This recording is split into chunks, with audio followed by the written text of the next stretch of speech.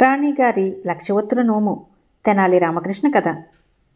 కాశీయాత్ర నిర్విఘ్నంగా పూర్తి చేసుకుని రాజధానికి తిరిగి వచ్చిన సందర్భాన్ని పురస్కరించుకుని రాయలవారి అర్ధాంగి అన్నపూర్ణాదేవి లక్షవత్తుల నోము చేయాలని నిశ్చయించారు.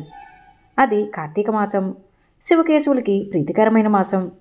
అయినా లక్షవత్తుల నోము శివుడి అనుగ్రహం కోసం చేసే నోముగా భావించిన తాతాచార్యులు వారు ఈ వ్రతాన్ని తేలిగ్గా తీసిపారేస్తూ, ఇలాంటి నోములు వ్రతాలు సామాన్యుల కోసం, సాక్షాత్తు శ్రీమన్నారాయణ అంశి అయిన రాయలవారి అర్ధాంగికి ఇలాంటి సామాన్య వ్రతాలు అవసరమా అన్నారు.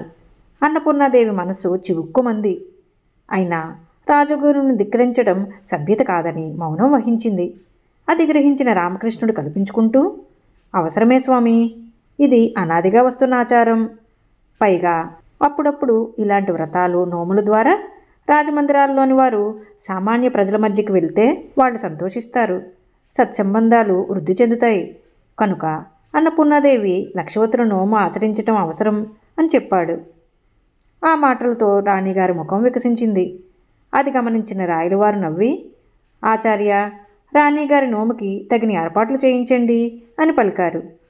తాతాచార్యులు వారు కక్కలేక మింగలేక రామకృష్ణుడి వైపు చురచురా చూసి, అలాగే తుంగభద్రా నదీ తీరంలో కార్తీక పున్నమ నాటి సంధ్యా సమయంలో బంగారు ప్రమిదల్లో దీపాలు వెలిగించి రాణివారు సద్బ్రాహ్మణులకు దీపదానం చేస్తారు.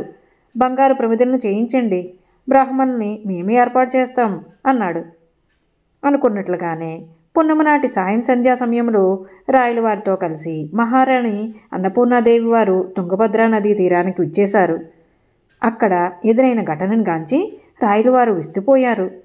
అసంఖ్యాకంగా కనిపిస్తున్న బ్రాహ్మణులు కేవలం గోచీలు మాత్రమే పెట్టుకుని ఒంటి మీద నూలు పోగు కూడా లేకుండా నదీ జలాల్లో నిలబడి చేతుల్లో మట్టి ప్రమిదలు ఒత్తులు ప్రదర్శిస్తూ, జై హో శ్రీ శ్రీ శ్రీకృష్ణదేవరాయ రాజేంద్ర, జయ జయ, జై హో శ్రీ శ్రీ శ్రీ అన్నపూర్ణ మహారాజ్ఞి, జై జయ అంటూ బిగ్గరగా జై జయ ధ్వానాలు చేశారు.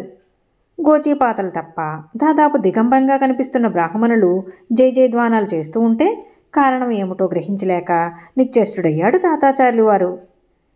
ఈ కథ మీకు నచ్చినట్లయితే లైక్ చేయండి, షేర్ చేయండి. మరిన్ని మంచి కథల కోసం మా సంపత్ ఛానల్ని సబ్స్క్రైబ్ చేసుకోండి.